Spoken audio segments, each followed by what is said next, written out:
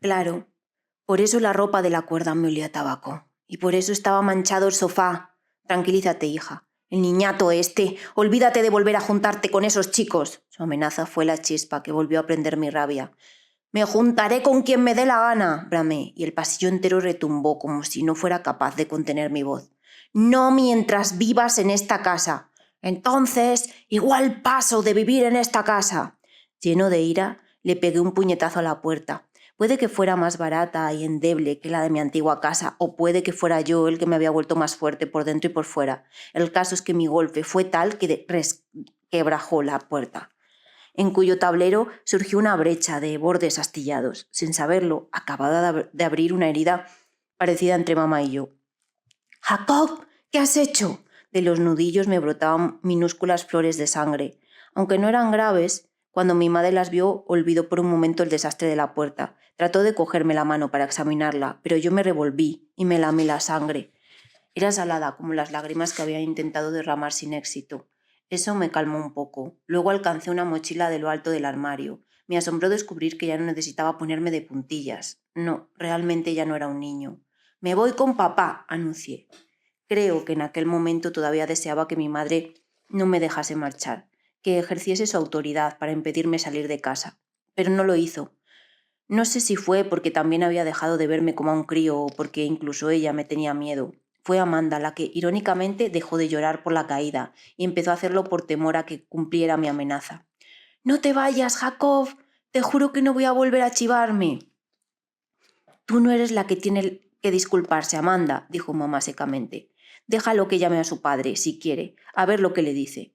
Yo cogí mi móvil y me encerré con un nuevo portazo en el cuarto de baño. Capítulo 30. Mi madre no logró disimular su sorpresa cuando papá accedió a venir a por mí. Tal vez lo hizo por marcarse un tanto frente a ella, pero el caso es que en menos de media hora apareció con su coche en el portal. Me dejó subir a su lado y hasta me ofreció su chaqueta al verme en mangas de camiseta. Con los nervios había olvidado abrigarme. Lancé al asiento de atrás mi mochila, donde había apelotonado de mala manera algunas prendas, mis cosas de aseo y un par de cuadernos. «Mañana puedes volver si te has dejado algo», comentó mientras maniobraba. Al ver que yo seguía callado, añadió: «Menuda cara de cabreo llevas».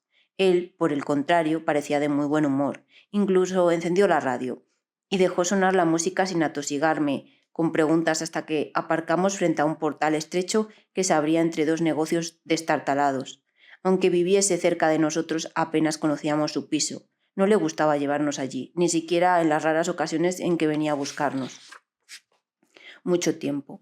Casi parecíamos amigos, como cuando nos sentábamos juntos a ver películas en el sofá. No me hubiera importado seguir hablando. Pero entonces dijo que tenía que usar el baño y se alejó con urgencia por el pasillo. Yo me quedé solo, deshaciendo mi mochila con la mirada perdida. En mi cabeza había vuelto a aparecer ella, la emperatriz de los bichos. Eran las 2 de la mañana y la única lámpara de mi cuartucho seguía encendida. No podía pegar ojo.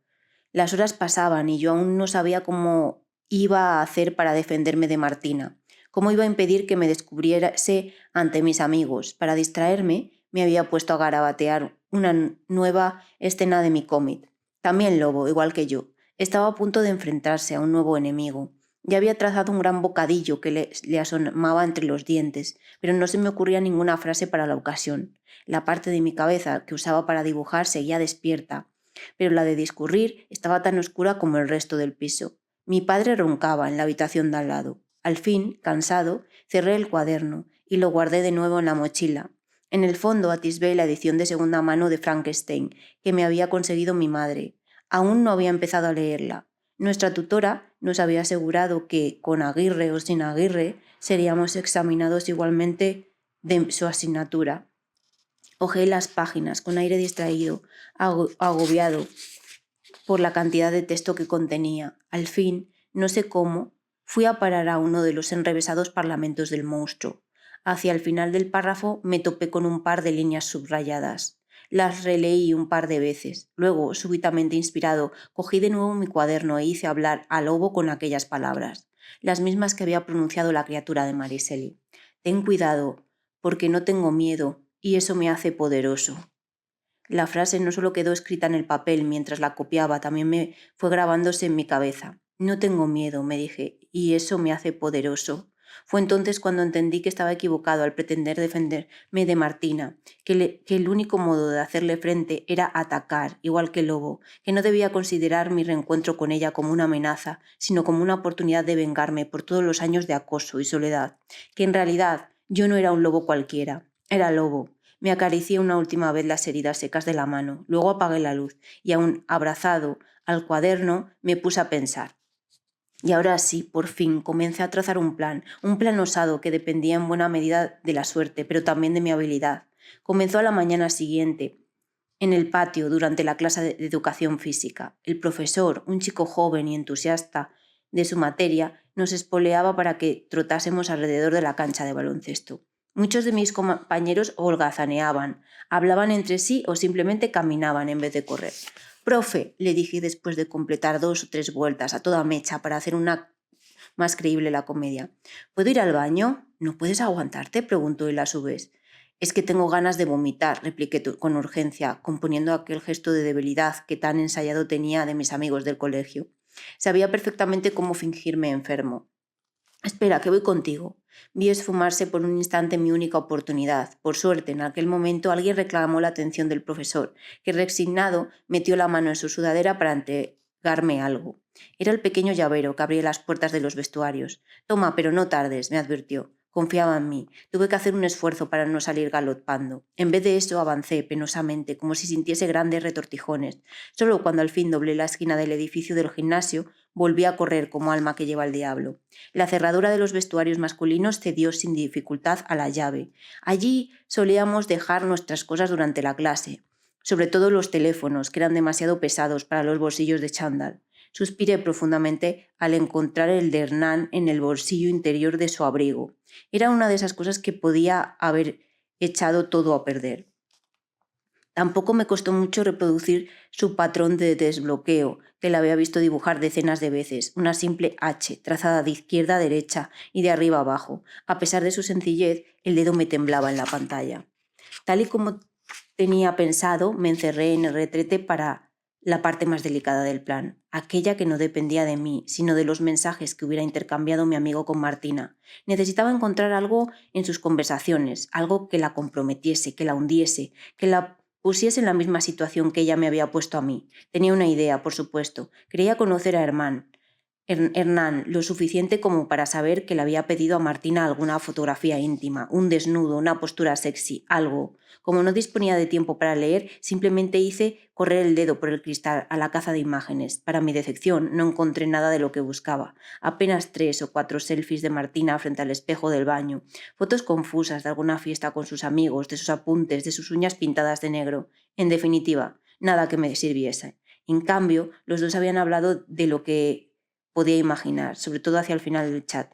Cuando volví a revisarlo de arriba abajo, comprobé que los breves mensajes del principio se iban extendiendo hasta convertirse en largas parrafadas. Mientras el tiempo se me agotaba, deslicé el pulgar tan rápido que la conversación se convirtió en un borrón sin sentido. Entonces, igual que entre las páginas de Frankenstein, tuve un golpe de suerte. Fui a posar el dedo sobre una de las últimas fotografías compartidas. Esta vez era Hernán el que la había enviado. Bajo el archivo había unas palabras escritas en mayúsculas.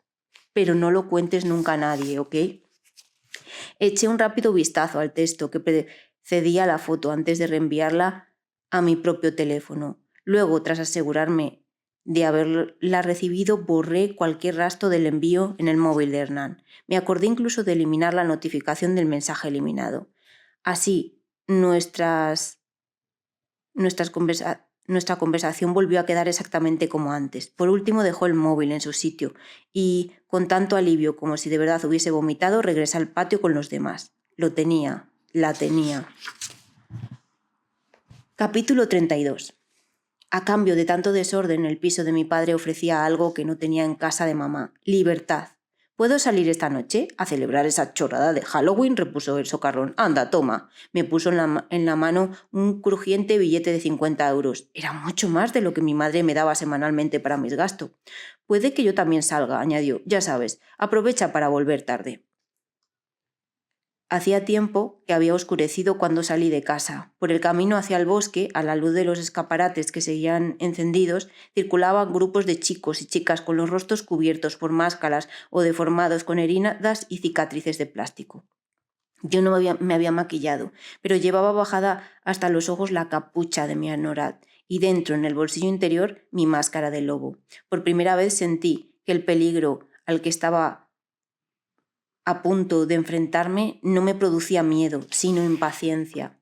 A cada paso notaba que el vello de la nuca se me erizaba con un escalofrío. Allí, en nuestro banco, me esperaban ya mis amigos, una panda de monstruos rodeados de botellas bajo el resplandor anaranjado de una farola. Hernán, Tuerto y Asir llevaban caretas como la mía alzadas sobre la frente, aunque las suyas representaban respectivamente un diablo, un zombi y un esqueleto. Ari se había conformado con emborronarse los ojos de negro. En cuanto a Valeria, supongo que pretendía parecer una vampira sexy, con sus labios negros y un cortísimo vestido morado. Entonces yo también saqué mi careta y me la colocó sobre la cara, cuidando de que los bordes quedasen bien ocultos bajo la capucha. Después inspiré profundamente y me acerqué a ellos. «Ah, y este es Lobo», le dije a Hernán, a una sexta persona. La chica, que entrelazaba sus dedos con los de él, llevaba una diadema con un sombrerito de bruja inclinado graciosamente a un lado de su pelo rubio, justo donde antes crecía una larga trenza. Era Martina. «Hola», dije, antes de bajarme la máscara. El corazón me bombeaba a tal ritmo que apenas podía distinguir sus latidos, como si se hubiese detenido. De entre todas las cosas que podía haber dicho ella, al verme, de entre todas las reacciones que podía haber mostrado, eligió la peor, la única con la que yo no había contado. «Ah, hola», sonrió impávida.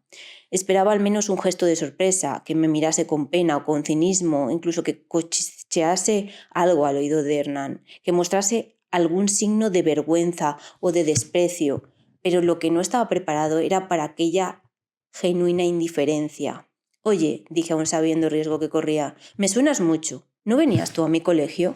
Entornó los ojos con vaga curiosidad, sin acabar de reconocerme. Sencillamente no se acordaba de mí, o me recordaba apenas como un nombre, una etiqueta medio despegada de su memoria y de un viejo casillero escolar. «El caso es que tú también me suenas, pero», dijo con extrañeza, y agitó sus pestañas grumosas de maquillaje. «¿Cómo es tu nombre de verdad?» Me hubiera gustado decirle que Lobo era mi verdadero nombre, que el chico al que ella había conocido ya no existía. «Jacob», gruñí, aguantándome las ganas de saltar sobre ella. «Jacob Luna». «Luna», murmuró pensativamente. Si nadie asumía la culpa del dolor que llevaba dentro, si nadie se acordaba siquiera, era como si nunca hubiera existido, un sufrimiento estéril que no tenía origen ni sentido, como una mala hierba que crece sin saber cómo ha llegado allí. De acuerdo, pero no pensaba cargar yo solo con aquel veneno. «Bueno, dejaos de rollos y vamos a beber», sentenció Tuerto. Nos pasamos de mano en mano las botellas heladas, mientras seguía oscureciendo, mientras un viento aún más frío jugaba con las hojas del parque y nos entumecía los dedos y las mejillas. Otros chicos y chicas medio disfrazados alborotaban en torno a los demás bancos. Era casi medianoche cuando algún vecino chistó desde las ventanas exigiendo un silencio que apenas duró unos minutos. El alcohol y la charla animaban la fiesta. Yo esperaba, impaciente. En cierto modo, Yasir corrió hacia los columpios para calentarse con un poco de ejercicio. Los demás fueron tras él, aullando de embriaguez. Todos trepaban tobogán arriba o hacían acrobacias. Sus sombras colgaban de las barras y enredaban unas con otras. Seguí sentado, cada vez más inquieto. Martina, que se había quedado rezagada, regresó entonces hacia mí. «Oye, acabo de acordarme», me dijo, arrebujándose en su abrigo. «Jacob Luna, ¿tú no eras el amigo de Gus?» Aquello no contribuyó a mejorar mi humor. «Ajá», respondí secamente. «Uf, hace años que no lo veo. ¿Sabes algo de él? Aparte de que era un traidor y un cobarde». No, realmente no sabía nada, ni tampoco me interesaba lo más mínimo. Apreté los puños dentro del bolsillo. La última vez que lo vi ni lo conocía. Había adelgazado un montón, sonrió Martina y suspiró. «Bueno, ¿y cómo te ha ido desde entonces?» ¿Que cómo me había ido? Eso fue lo que me preguntó. Viniendo de ella sonaba casi como un chiste. «Bien, no sé, normal», farfullé. «¿Y a ti?» Podía haberme ido mejor, murmuró dando patatitas en la arena para calentarse. Bebí un largo trago a una botella de cerveza antes de atreverme a preguntar algo yo también. ¿Y tu hermano? Dije, y luego fingí hacer memoria. Se llamaba Leo, ¿no? Sí, se llamaba Leo, respondió. Y por un segundo no entendí por qué ella también hablaba en pasado. Murió hace 2 años. Aquella noticia cayó sobre mí como un nuevo mazazo. No es que esperase sentir tristeza por él, pero descubrí con sorpresa que tampoco podía alegrarme. Era absurdo seguir odiando a alguien que sencillamente había dejado de existir. El problema es que el rencor hacia Leo también acababa de convertirse de pronto en algo inútil, en una cosa viscosa que se revolvió en mis tripas buscando un lugar por donde escapar. Perdona, hacerte a mascullar, no lo sabía. Tranqui, ¿cómo ibas a saberlo? Tuve un accidente en la playa, todo fue muy rápido. Esperaba que al hablar de eso se me humedeciesen los ojos, que las lágrimas emborroñasen su mejilla, pero una vez más las cosas no sucedieron como en las películas. Martina compuso un gesto de resignación, casi una sonrisa triste, y se miró las manos. Seguía mordiéndose las uñas, pero era casi lo único que quedaba de la niña que yo había conocido. Desde entonces no nos ha ido muy bien, continuó. Mi padre se rayó y nos dejó colgados con un montón de deudas. Tuvimos que cambiarnos de casa, yo repetí, en fin, un asco. Eso explicaba que se hubiera mudado a un barrio tan humilde. Y supongo que también el aire melancólico que la envolvía ahora.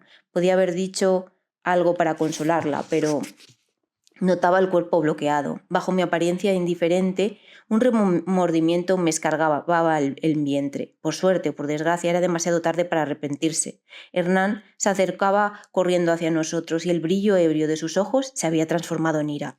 Gritó, casi como yo lo había imaginado. ¿Qué pasa? Preguntó inocentemente Martina. ¿A ti qué te parece, hija de puta? Tenía la pantalla del móvil de tuerto vuelto hacia ella. Desde mi asiento reconocí la fotografía que yo mismo me había encargado de difundir por la tarde, a través de un perfil falso, de las redes sociales de un montón de alumnos de la clase.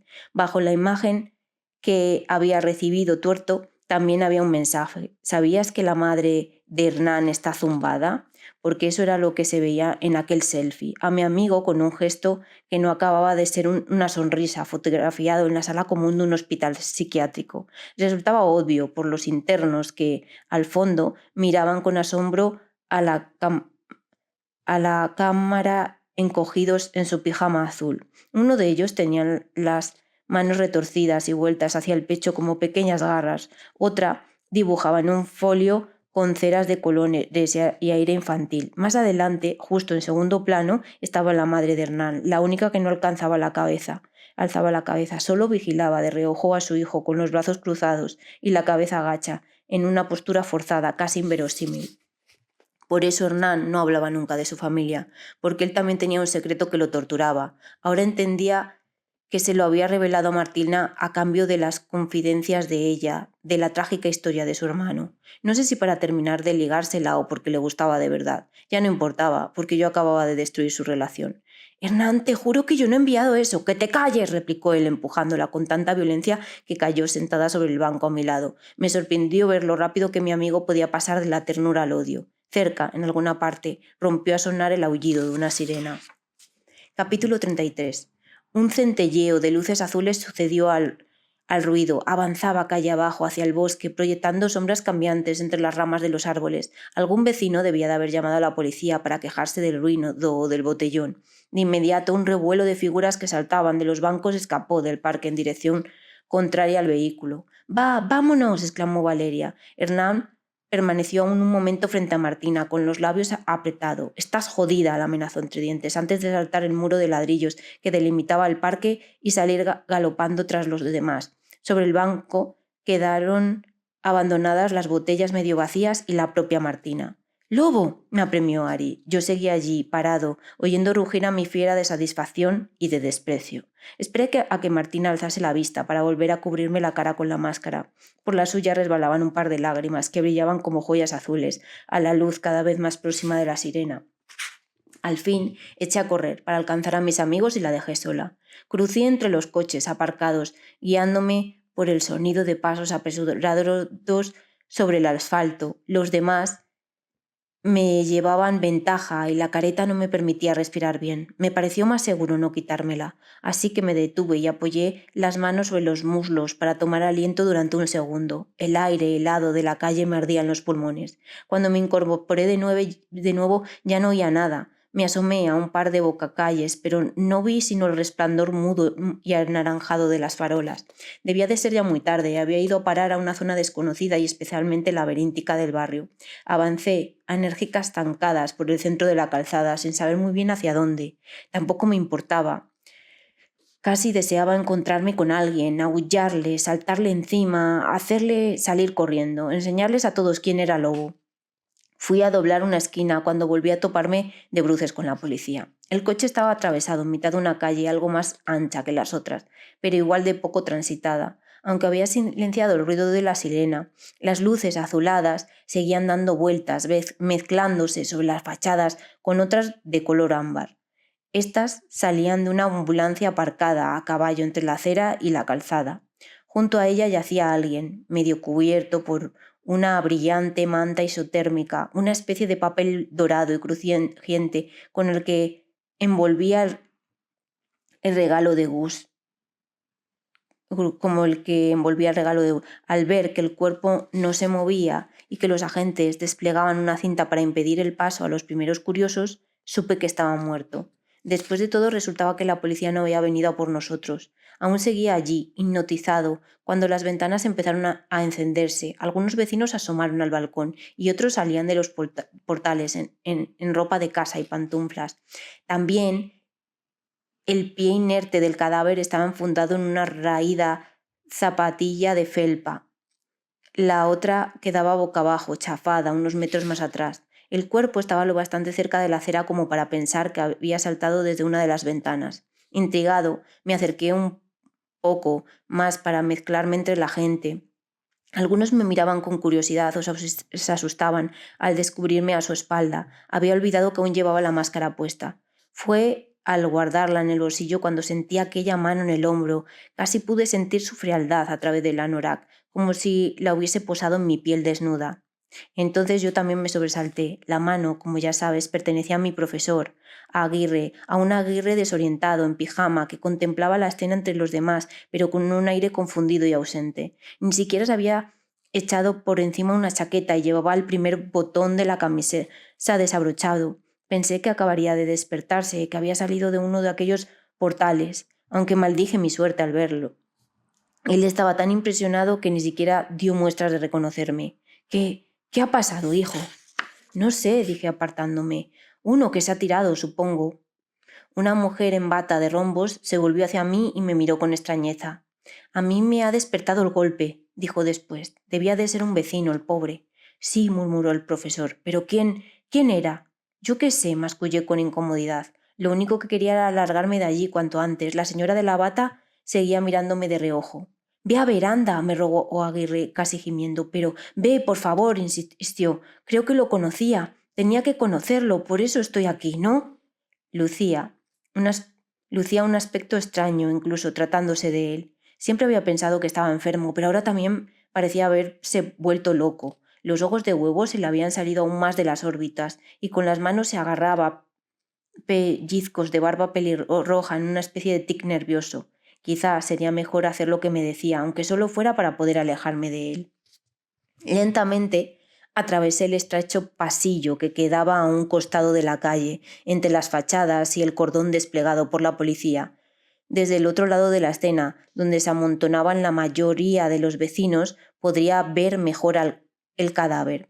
Me abrí paso a codazos entre la gente hasta rozar con los dedos la tensa cinta de plástico que impedía el paso. La cara del fallecido quedaba oculta a la vista. Aún así, alcancé a distinguir el pelo rojizo de su cráneo y una mano retorcida que asomaba bajo la manta, la zapatilla de felpa, un botón del puño del pijama. No era mucho, pero para alguien como yo, acostumbrado a fijarse en los detalles al dibujar, fue suficiente. Aguirre tenía razón, lo conocía. Era él. La persona que yacía muerta en el suelo era él. Cuando al fin levanté la cabeza hacia el otro lado del cordón policial, allí no quedaba ni rastro de la persona a la que había tomado por el profesor.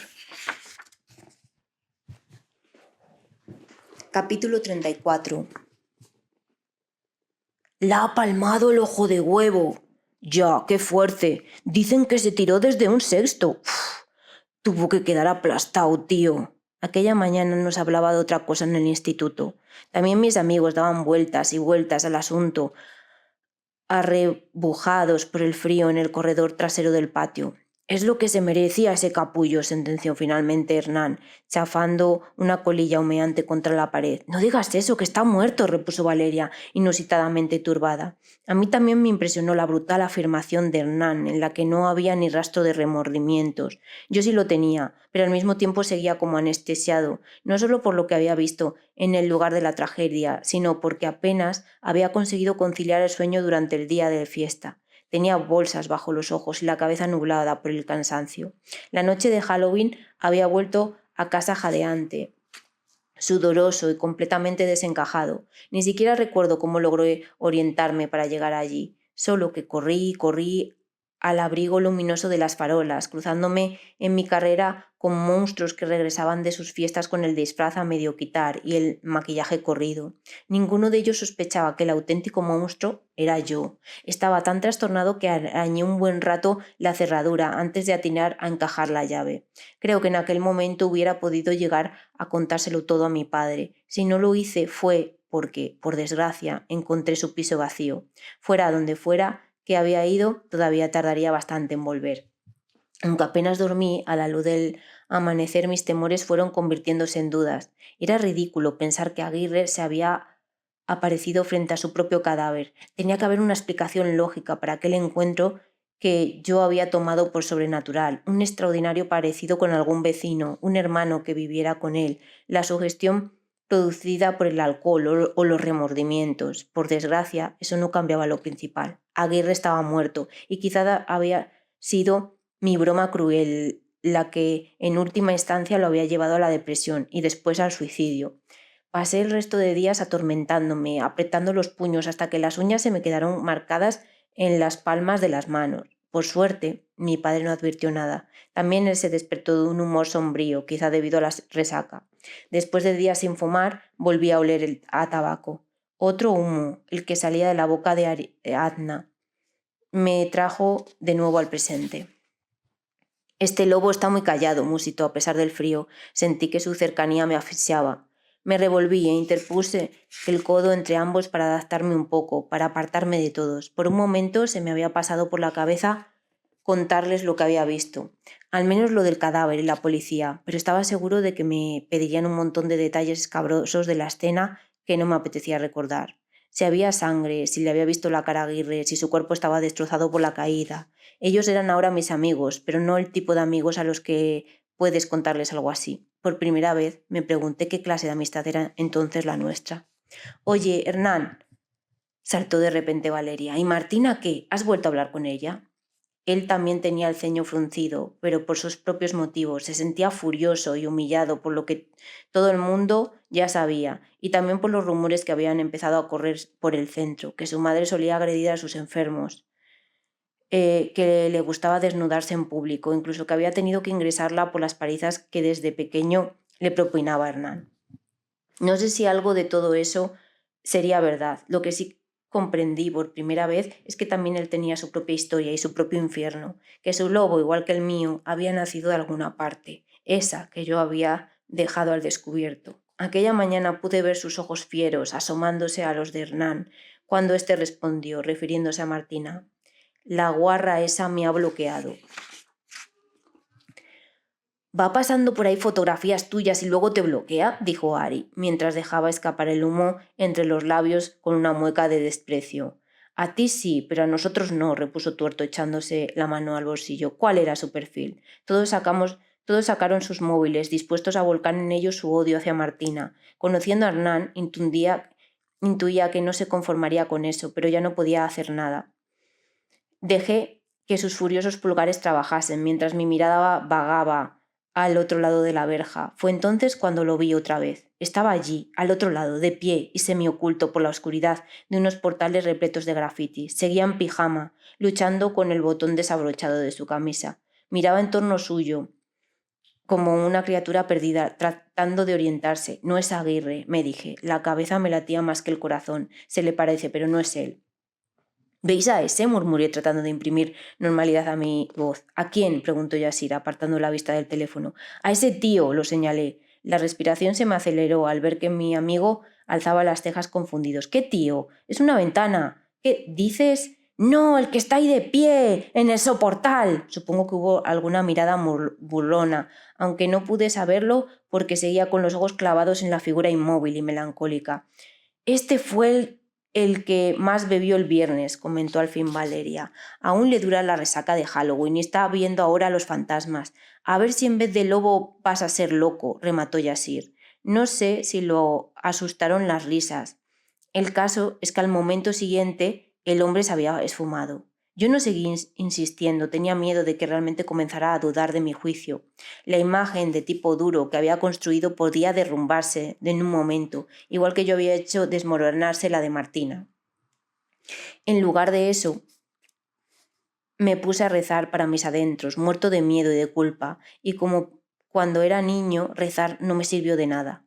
Volví a verlo un poco después, al salir del instituto, cuando renuncié a acompañar a mis amigos y corrí hacia un autobús a punto de arrancar. Conseguí detenerlo a tiempo, pero no pude evitar reparar en la figura que vagabundeaba en torno a la parada. Esta vez no tuve duda de que se trataba de Aguirre. Era él, aunque nadie lo miraba. Mi profesor lo miraba todo, como si esperase algo que no acababa de llegar. Sus ojos se cruzaron brevemente con los míos a través del cristal empañado. Me abrí paso a empujones hasta la parte trasera para seguir mirándolo, aterrado, mientras desaparecía en la distancia. Era un fantasma, tenía que ser un fantasma. Terminé de convencerme cuando, al acercarme corriendo al piso de mi padre, lo vi deambulando de nuevo por el fondo de la calle. Me enterré en el portal y subí los escalones de 3 en 3, con el poco aliento que me quedaba. Después me abalancé sobre la ventana de la cocina para vigilarlo. Estaba igual, de rígido, de inofensivo, contemplando todo a su alrededor, como si tratara de entender dónde se encontraba. No pude comer, ni sentarme, ni hacer nada en toda la tarde. Seguía allí, espiándolo a través de las cortinas y lleno de desasosiego, esperando el momento en que mi padre volviera a casa. Por fin, cuando el cielo se oscureció y las campanas de alguna iglesia cercana llamaron a misa, Aguirre echó a andar con pasos cansados y se alejó. Eso era, pensaba yo, lo que había estado esperando durante horas. Para mi sorpresa, descubrí que perderlo de vista me resultaba aún más insoportable que tenerlo allí. Quizá por eso agarré mis llaves, me eché encima una cazadora y salí de casa para seguirlo. Necesitaba saber a dónde se dirigía, saber qué quería de mí. Esta vez no tuve necesidad de correr para no quedarme atrás. El fantasma caminaba sin prisa, por en medio de la calzada, sin preocuparse de las gruesas gotas de lluvia que tamborileaban sobre los coches aparcados. De vez en cuando ladeaba la cabeza y entornaba los ojos, como si más que por la vista estuviera guiándose por algo que solo él oía. Tal vez era el eco de las campanas lo que iba siguiendo. Y es que, aunque su insistente tañido se había apagado, nuestra lenta persecución terminó precisamente frente a una plazoleta de una iglesia. Junto a ella se detuvo Aguirre, mientras yo lo vigilaba a cierta distancia, bajo la lluvia. No era un edificio feo, pero sí modesto, de muros de ladrillo ribeteados con estrechas franjas de yeso amarillento. La torre estaba rematada por una sencilla cruz que se alzaba sobre un pináculo de pizarra. Parecía acogedora, tenía 2 puertas, una a la izquierda y otra a la derecha. Por esta última desapareció Aguirre, con su aire despistado. Me fijé en que su ropa seguía todavía seca. Yo, en cambio, estaba completamente empapado cuando fui tras él.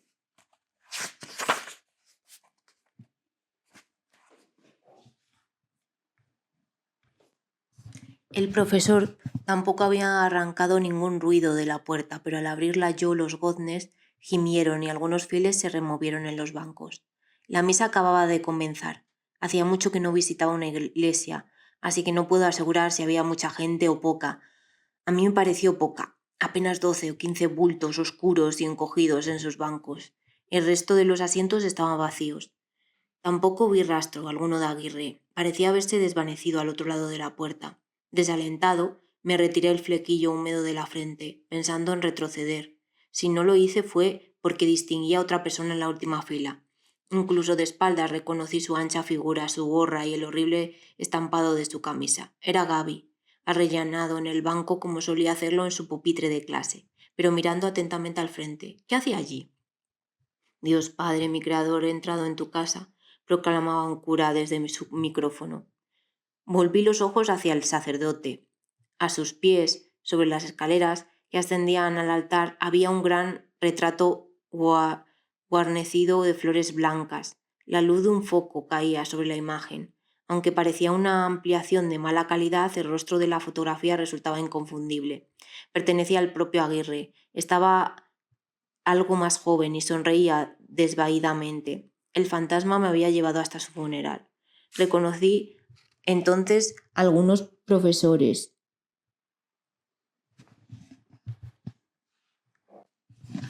Reconocí a algunos profesores, pero Gaby parecía ser el único alumno que había asistido a la ceremonia. Por poco que creyese en aquellas cosas, por inútiles que hubiesen resultado siempre mis recelos, aquello no podía ser una casualidad. Una oleada de simpatía hacia mi amigo, hacia mi antiguo compañero de pupitre, tembló un poco mi miedo, mi culpa y mi tiritona. A él sí me sentía capaz de contarle lo que me estaba pasando. Ni siquiera me importaba si me creía o no, solo quería hablar con él. Nos reunimos hoy aquí para pedirte que acojas en tu seno a... El sacerdote bajó la vista hacia un papel extendido sobre su atril. A Jesús Aguirre Múnich, que falleció el pasado. Muy despacio avancé hacia el banco de Gaby y me senté a su lado. Él apenas me miró de reojo. La verdad es que pareció más molesto que sorprendido de verme a su lado. Quizá imaginó simplemente que habíamos coincidido en el funeral. Se incorporó, supongo que dispuesto a buscar otro asiento, pero yo le bloqueé el paso con las piernas. Gaby, murmuré, y entonces me observó mejor. Quizá más que mi voz fue mi gesto descompuesto y el temblor de mi cuerpo helado lo que lo detuvo. La voz pastosa del sacerdote seguía tronando por los altavoces. El eterno descanso de nuestro hermano, a quien Dios ha llamado a su... ¿Qué quieres?, susurró Gaby. Tengo que hablar contigo, le rogué, por favor. Alguien chistó desde el banco delantero para pedir silencio. Las gotas de lluvia rodaban como canicas de colores sobre las sencillas vidrieras del templo. ¿Hablar de qué?, cuchicheó Gaby con los ojos llenos de impaciencia. De algo muy importante, en serio, tío. No te lo pediría si no fuera importante. Pensé que iba a dejarme tirado cuando esquivó mis piernas y se deslizó entre los bancos hasta el pasillo central. Ya no llevaba muletas, pero aún cojeaba. Luego alcanzó la salida, sin mirarme siquiera. Sin embargo, una vez allí, abrió la puerta y se quedó sujetándola con gesto hosco. Me estaba esperando. Capítulo 36. Fuera, refugiados bajo el porche del edificio parroquial, Gaby y yo apenas prestábamos atención a la tormenta que descargaba frente a nosotros. «Estás de coña, ¿no?», masculló después de escucharme entre bufidos de incredulidad. Era lógico que no me creyera, incluso que sospechase que se la estaba jugando de nuevo. Yo hubiera pensado lo mismo. «Te juro que no, te lo juro», insistí desesperado. «Dirás que se me ha ido la olla, pero ¿por qué se te iba a parecer Aguirre a ti?», gruñó. Era típico de Gaby sorprenderse más por aquel detalle que por lo absurdo de toda la historia. Por otro lado, lo que me preguntaba era incluso más difícil de explicar. Y, sin embargo, se lo conté. Lo solté todo. Le hablé atropelladamente de la conversación que había tenido con Aguirre en su despacho, de la cruel jugarreta de pegamento, de su cuerpo tirado en el asfalto. Lo hice sabiendo que Gaby podía usar todo aquello en contra mía. Que bastaba con que se lo contase a alguien para que todos me considerasen responsable de la tragedia. La noticia hubiera corrido por el instituto tan rápido como mi odiosa caricatura de Gaby.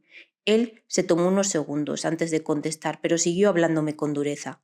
«Te diría que de Hernán y los otros no me extraña nada», dijo, y escupió hacia un charco de la acera. «Pero es que de ti ya tampoco». Volví a sentir, como hacía muchos años no había sentido, el peso punzante de la vergüenza en mitad del estómago, como el de aquel maldito escarabajo que lo había empezado todo. Perdóname, Gaby, perdóname por lo del dibujo, le supliqué.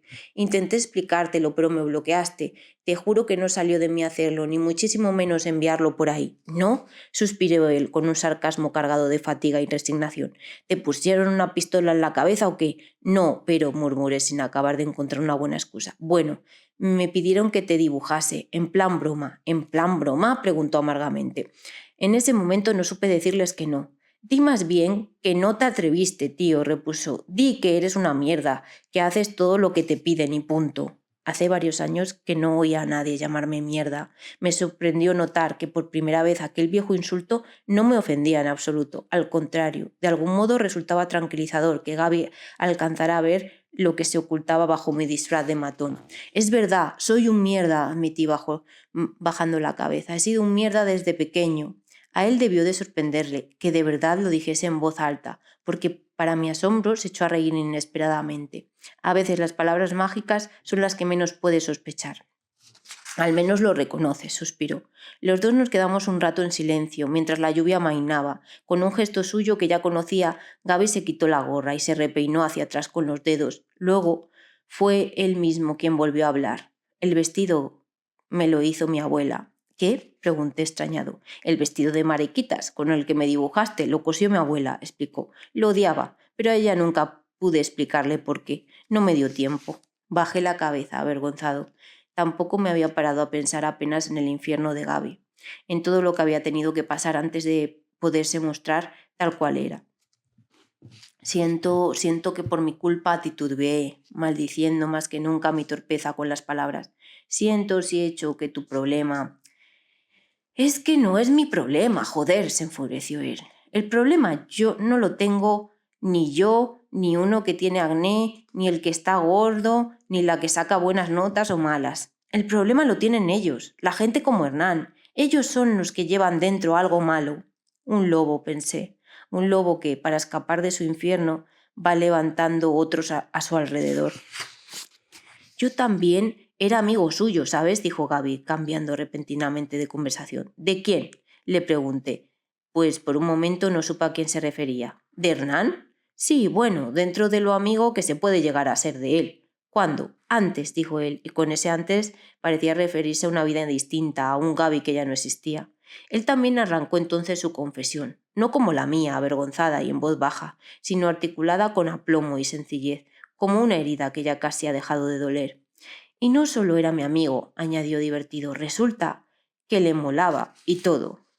Yo todavía usaba ropa de chica y tal, pero ni se me había pasado por la cabeza. Él estaba entonces liado con Valeria. Esa me odia más que nadie.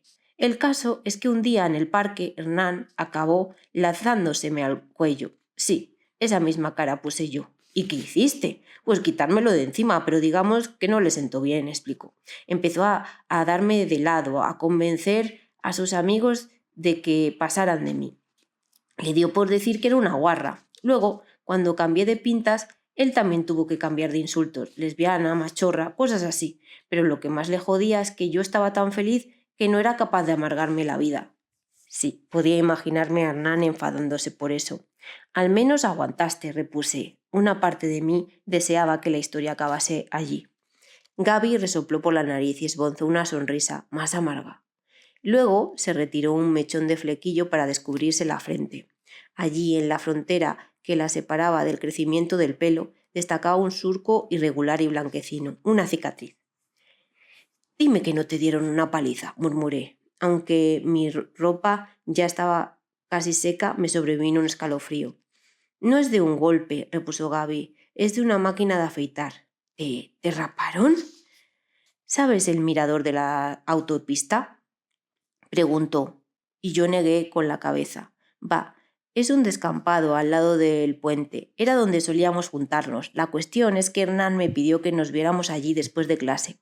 Me dijo que quería arreglar las cosas conmigo o no sé qué. Pero claro, no apareció solo. El resto de su relato fue igual de breve, pero mucho más duro. Al parecer, Hernán se había presentado a la cita con 4 o 5 chicos más. Solo sé que Tuerto estaba entre ellos.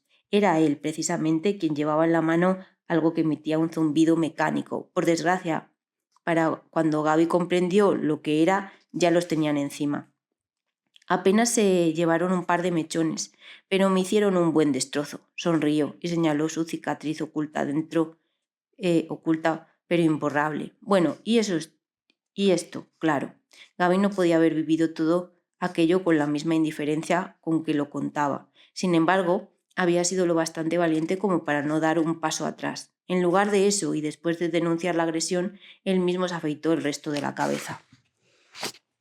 Me dejé como una bola de billar, explicó despreocupadamente. Entonces sí que se volvieron todos locos. ¿Quiénes? ¿Los de tu clase? Los de clase, algunos profesores, la mitad de los padres, pero ya me daba igual. ¿Qué más podían hacerme? Envidiaba la seguridad de Gaby, su dureza. Él no necesitaba convertirse en lobo para ser feroz. ¿Qué les pasó a Hernán y a los otros? Les cayó un parte disciplinario, una expulsión y todo el rollo, pero poco más. Aguirre hizo todo lo que pudo, el pobre. ¿Aguirre? Era nuestro tutor el año pasado, replicó Gaby quedamente. Él fue el primero que dejó de llamarme por mi antiguo nombre cuando se lo pedí. El único que no me pidió explicaciones ni me trató como a un bicho raro. No sería el mejor profesor del mundo, pero dio la cara por mí. El tío le echó huevos. Claro, por eso Hernán se la tenía jurada y por eso Gaby, en cambio, no había querido faltar a su funeral. Y ahora me vienes con la paranoia de que no está muerto, gruñó a continuación mi amigo. No he dicho eso, repuse. He dicho que lo veo y que no sé qué hacer. Gaby meditó unos segundos. Te diría que vayas a un psiquiatra, dijo al fin de mala gana. Pero suponiendo que sea verdad, igual es justo lo que crees, que su espíritu tiene una cuenta pendiente contigo. ¿Y entonces qué? Entonces, y por una vez te diría que hagas lo que en esas pelis que tanto te gustan. ¿El qué? Intentar hablar con él, repuso adoptando un gesto grave. Ojalá estés equivocado y su muerte no tenga nada que ver contigo. En serio. Bien hecho, lobo. Por fin Ciudad Infierno está limpia de mutantes. Claro, te has ganado un buen descanso. Gracias, jefe. ¿Puedo retirarme? Cabizbajo Lobo se encerró en su habitación y allí, frente al espejo, se quitó su máscara. ¿Qué he hecho? Gruesas lágrimas caían por su rostro de mutante. Capítulo 37. Por absurdo que pareciese, Gaby tenía razón. Mi única opción era volver a hablar con el fantasma, pedirle perdón, suplicarle, hacer lo que fuera para que descansase en paz. El problema fue que después de aquella tarde dejó de aparecérseme de golpe. Lo buscaba obsesivamente cada mañana entre los racimos de caras pálidas y somnolientas de las paradas de autobús. También por los rincones del instituto, tras las verjas del patio, a la vuelta de cada tramo de escalera, por la calle bajo la lluvia, en los recodos oscuros del portal de mi padre y entre los matorrales del bosque. Tenía tanto miedo de encontrármelo como de no volver a verlo jamás. Nada. Si había algo positivo en todo aquello era que Gaby me había desbloqueado de sus redes y del resto de su vida. Incluso volvíamos a escribirnos por las tardes. Mi amigo opinaba que quizá la última sombra de Aguirre se había esfumado definitivamente con su funeral. Tenía sentido, pero yo estaba seguro de que seguía por algún sitio, perdido, tratando de encontrarme. Mi obsesión por el fantasma me ayudaba a olvidar que había vuelto con los verdugos de mi amigo, que llevaba semana entre ellos. No, que era uno de ellos. Al menos Gaby se había atrevido a enfrentarlos. Yo, en cambio, no podía darle la espalda ni aun sabiendo lo que eran capaz de hacer. Porque era exactamente lo mismo que había hecho yo. Compartíamos un secreto demasiado terrible. Era un lobo, pero un lobo cobarde, magullado, acurrucado en la oscuridad de mi culpabilidad y mi vergüenza, encerrado en una viñeta que ella no quería protagonizar, tan encogido dentro de mí mismo que ni siquiera vi pasar, unos días después, a una figura conocida tras los árboles. Mirad quién va por ahí, oí decir a Ari desde la otra punta del banco. Alcé la cabeza, esperando encontrarme con Aguirre. No era él, aunque sí otra de mis víctimas. Martina iba al encuentro de un chico que la esperaba sentado en el muro de ladrillo. No se besaron, pero él la saludó retirándole algo de la boca, quizá un cabello que se le había quedado adherido a los labios. Mira qué pronto se ha olvidado de ti, comentó Valeria. Rabioso de celos, Hernán escupió el chicle que estaba masticando entre unos matorrales. Al descubrirnos, mirándolos, la pareja se levantó y se alejó calle abajo. «Va, pasa de ella», opinó Yasir. «Se la está buscando», lo contradijo Tuerto, encendiendo aún más los ánimos. Vamos a seguirlos, decidió entonces Hernán. Todos saltaron del banco tras él, todos menos yo. Vamos, Lobo, no puedo, me excusé, cerrando la cremallera de mi anora. Tengo que ir a casa. Venga, me suplicó Ari. Lo siento, no puedo. Me disculpé, alejándome en dirección contraria. Tampoco volví la cabeza para comprobar si me seguían mirando. Luego, con la vista baja y las manos en los bolsillos, regresé camino al piso de mi padre. Estaba entrando por la puerta cuando me sonó el teléfono. Era mi madre. Acostumbraba a charlar conmigo cada tarde para insistir suave pero firmemente en que volviera a casa. Papá, que llevaba unos días más callado que de costumbre, se había sentado frente al televisor encendido. Preferí esperar a encerrarme en mi cuarto para descolgar la llamada. Apenas crucé la puerta, el teléfono se me cayó de las manos. Allí, sentado al borde de la cama, estaba el fantasma. Él no se sobresaltó, ni volvió la vista hacia el aparato, que siguió zumbando insistentemente sobre el parque. Ahogué un grito, luego, luchando contra mis ganas de salir corriendo, cerré la puerta despacio para no asustarlo. No era fácil, porque las manos se negaron a obedecerme. El profesor no hacía nada, salvo cabecear y mirar melancólicamente la punta de sus zapatillas. Parecía sólido, real, pero bajo su peso la manta seguía intacta y sin arrugas. Era como si las cosas corrientes no acusasen su presencia. Hola, logré decir después de unos segundos interminables, aunque creo que ni yo mismo llegué a escucharme. Hola, respondió él, y su tristeza inundó la habitación, de tal forma que sentí que me faltaba el aire, o quizá es que me había olvidado de respirar. Traté de concentrarme. Llevaba días discutiendo con Gaby la pregunta que debía hacer cuando encontrase al espíritu. Habíamos elegido una muy sencilla, y aún así me sonó ridícula, cuando logré pronunciarla en voz alta y destemplada, casi de película barata. ¿Por qué sigue aquí? Él lo meditó un momento antes de contestar. Es que aquí hay luz, repuso finalmente, aunque sin mirarme. No entendí su respuesta, porque la lámpara del cuarto seguía apagada, pero al menos la serenidad que mostraba aplacó un poco mis nervios. ¿Luz? Musité. Sí, asintió, y luego señaló a la ventana con un gesto vago. Ahí fuera está oscuro, pero aquí dentro hay luz. ¿Aquí en mi cuarto? Ahí donde estás tú, respondió, y luego se rascó la cabeza. Por eso he venido. Me parece que estaba buscando a alguien. De pronto pensé con horror que quizá no solo no sabía dónde estaba. A lo mejor ni siquiera se había dado cuenta de que estaba muerto, de que yo lo había matado. ¿A mí? Dije, señalándome muy despacio al otro lado de la cama. ¿Me está buscando a mí? Entonces, por primera vez, volvió la cabeza y me escudriñó con los ojos descoloridos. No sé si alcanzó a ver mis lágrimas. No, respondí por fin. Se te parece un poco, pero no eres tú. Sí, soy yo, gemí. Soy yo el que tiene la culpa de todo. No, fue ese chico del instituto, insistió él levantándose. El del descampado, ¿te acuerdas? La paliza, los cristales rotos.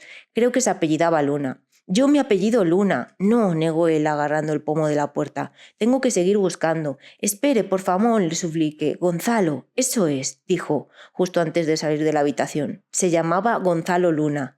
Me abalancé tras él, pero su figura, su sombra, había vuelto a desaparecer en la tiniebla del pasillo. Al único que vi recortando contra la luz del comedor fue a papá. Se había levantado del sofá al oírme alzar la voz. ¿Qué pasa? ¿Ya estás discutiendo con tu madre? Asentí, confundido, hasta que lo vi darse la vuelta para regresar al sofá. Gonzalo Luna. Era él. Capítulo 38. Apenas dije una palabra durante la cena, animada solo por el ruido monótono del televisor. Los ojos de mi padre también se perdían más allá de la pantalla. Proyectaba una de nuestras películas de acción favoritas, pero por primera vez ninguno de los dos le prestamos atención. Yo todavía recordaba la historia que me había contado en el coche, años atrás, la de aquel alumno al que atormentaban en su colegio. Aquel día, el relato de mi padre había sido el de un simple espectador. Y sin embargo, ahora comprendía que él también tenía que haber tomado partido en la historia del chico. Siempre se toma partido, de una forma u otra. Nunca le había preguntado si se había molestado en alertar a algún profesor, si había intentado defender a su compañero, si había contemplado en silencio cómo lo agredían o si se había reído junto a los demás. Lo que empecé a sospechar aquella noche fue algo todavía peor, que mi padre había sido el verdadero agresor de Aguirre. Otro lobo, como yo, el padre del mismo chico que muchos años más tarde lo había humillado frente a sus alumnos. A lo mejor por eso me seguía, para hacerme pagar por las culpas de los dos, porque el recuerdo de lo que le habíamos hecho no lo dejaba descansar en paz. Contuve una arcada y escupí en una servilleta la comida que llevaba mucho tiempo mareando en la boca. Luego alcancé el mando del televisor y sin pedir permiso bajé el volumen. ¿Qué pasa?, se asombró mi padre. Oye, ¿tú conocías a Jesús Aguirre?, pregunté. Hacía unos días papá había abandonado abruptamente mi cuarto al oír el nombre del profesor. Tampoco había dicho mucho. Después, cuando le conté lo de su muerte, se limitó a comentar vagamente lo triste del suceso antes de cambiar de conversación. Sí, claro, era tu profesor, ¿no? El ojos de... Quiero decir que si lo conocías de antes, de cuando eras pequeño, del barrio. Yo que lo voy a conocer. Mi padre sería fuerte y duro, pero no era buen mentiroso. Advertí que se ponía tenso por su forma de volverse hacia la imagen muda del televisor. Tenía los dedos rígidos sobre el reposabrazos. Me parece que ibais junto al colegio, me atreví a decir, aun sabiendo que no podría probarlo. ¿De dónde has sacado eso?, se alertó. Me lo dijo él, Aguirre, repuse. No era del todo mentira. Su reacción fue, a todas luces, exagerada. Y yo qué sé, ¿cómo me voy a acordar de todos los que iban a mi colegio? Gruñó mientras se levantaba para coger el mando y apagar el televisión. Anda, a dormir. Es que mañana hay clase, ¿no? Pues recoge tus cosas y acuéstate de una puñetera vez. Seguí oyendo sus pasos, inquieto, recoger la casa hacia un lado y hacia el otro. Poco después sonó un portazo y el ruido se apagó. Bueno, casi. Seguía sonando un murmullo mortecino tras la pared que separaba nuestras habitaciones. No me pareció música, ni tampoco una película, ni siquiera podía distinguirse una palabra de aquel bullicio pequeño y confuso. Al asomarse fuera, vi que bajo la rendija de su puerta parpadeaba un resplandor azulado. Me acerqué de puntillas, me incliné sobre la puerta y escuché. Lo que se oían eran gritos y risas, distorsionados por una grabación de mala calidad. Debía de ser un vídeo. Después de todo, un vídeo muy corto, apenas 30 o 40 segundos, reproducidos en bucle desde el ordenador de mi padre. La secuencia era siempre la misma y en ella apenas se distinguían algunas palabras que destacaban entre el alboroto general. Maricón, chivato de mierda, dale, dale ahí, y así una y otra vez. Aquella noche yo también di vueltas y vueltas sobre mi cama hasta caer dormido de agotamiento. Mi padre no mencionó nada del asunto al día siguiente y trató de aparentar que todo estaba como siempre. No obstante, sus ojos lo desmentían con unas ojeras aún más hinchadas y oscuras que las mías, casi de color rojo. ¿Era posible que hubiera llorado? ¿Que también se sintiese culpable? Me sentí incapaz de preguntárselo, así que después de ducharme y vestirme me despedí de él, ya con la mochila al hombro. Sin embargo, no me dirigí al instituto, sino que salí a la calle y me refugié en una esquina cercana, calentándome las manos con mi propio aliento, hasta que lo vi abandonar el portal.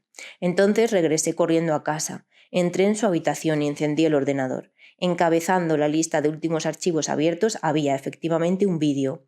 El nombre era una larga secuencia numérica que no me decía nada. Sospechaba lo que iba a encontrar dentro antes incluso de hacer clic sobre él. La imagen, como el sonido, tenía una calidad pésima, no solo porque el móvil con el que se había grabado era antiguo, sino porque quienquiera que lo llevaba en la mano no dejaba de moverse, participaba, igual que los demás chicos del vídeo, en la brutal paliza que entre todos le estaban propinando a alguien. Era un adolescente flaco, casi un niño, encogido en el suelo de un descampado, entre latas y cristales rotos. Se cubría la cabeza con las manos, tratando de protegerse de las patadas que los demás descargaban sobre él. «¡Maricón, chivato de mierda! ¡Dale ahí, dale ahí!». Todos los gritos pertenecían al mismo muchacho, que instigaba a los demás, mientras inmovilizaban al chaval flaco, pisándole el costado con un pie, descargando todo su peso con su cuerpo convulso. La cámara subía, bajaba y daba vueltas entre otros rostros, deformes por la risa y el odio. En cierto momento, casi al final de la secuencia, los ojos de la víctima me observaron un segundo, casi como si estuvieran pidiéndome ayuda a través del tiempo, desde aquel instante remoto que ya nadie podría cambiar nunca. Entonces los reconocí. Se parecían a los míos, y es que no eran los ojos de Jesús Aguirre, como había sospechado, sino los de mi padre. En cuanto a Aguirre, era el joven pelirrojo que lo mantenía sujeto. Para cuando llegué al instituto ya era casi la hora del recreo. Incapaz de permanecer quieto, esperé a que se abriese la verja, caminando incesantemente de un lado a otro. Igual que mi cuerpo, también mi cabeza iba y venía, pensando aún en lo que acababa de ver, en lo que continuaba viendo con solo cerrar los ojos. Todo era justo al revés de como había imaginado. El chico de relato no era Aguirre, sino mi padre, Y el profesor, aquel hombre de maneras suaves y afable, su monstruo, el cabecilla de los que durante años lo habían acosado en el colegio con sus burlas, sus golpes, sus risas y sobre todo con su silencio cómplice. Por un momento llegué incluso a alegrarme de que estuviera muerto. A su modo, papá había tratado de protegerme con su historia, pero ocultándome que él era en realidad el protagonista, aguantándose al contármela, quizá las ganas de llorar, que otras lágrimas se habían guardado bajo su apariencia feroz. ¿Cuántas veces había visto aquel maldito vídeo? ¿Por cuántos teléfonos y ordenadores había pasado a lo largo de su vida? ¿Qué habría sentido al enterarse por mí de que su verdugo era precisamente el profesor de su hijo? Así, saltando de pregunta en pregunta, llegué por fin a la que más me desconcertaba. ¿Por qué el fantasma de Aguirre me perseguía precisamente a mí? ¿Por qué veía luz a mi alrededor? La sirena del recreo interrumpió mis reflexiones.